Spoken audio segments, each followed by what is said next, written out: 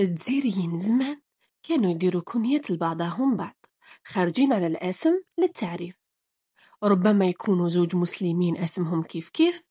الكنية هي الفرق، وهذه الكنية بعض المرات يخرجوها من عيب يكون في هذاك الآدمي. مثل إذا كان عمى يقولوا له أحمد العمى، وإذا كان زحاف يقولوا له علي الزحاف، وغيرهم. ولا يكنوه على اسم البلاد اللي جا منها، ولا على اسم الصنعة اللي يخدم فيها، ولا من جداده وغيرهم.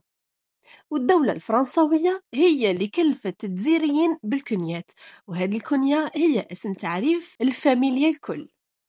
وأما البنت تسميها يماها ولا جدتها على اسم من أسماء زوجة النبي ولا بناته.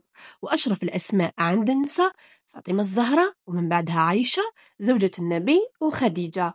ولا على يماه يمينة، ولا على اسم زوجة الأنبياء كيما زليخة زوجة سيدنا يوسف، وحليمة مرضعة النبي محمد، ومريم يمات سيدنا عيسى، وزبيدة زوجة الخليفة هارون الرشيد، وغيرهم.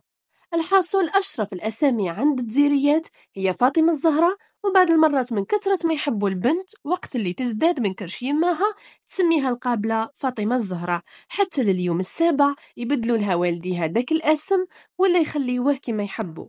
كما الولد يسميوه محمد في 7 أيام، وفي بالهم يشرفوا للنبي وبنته.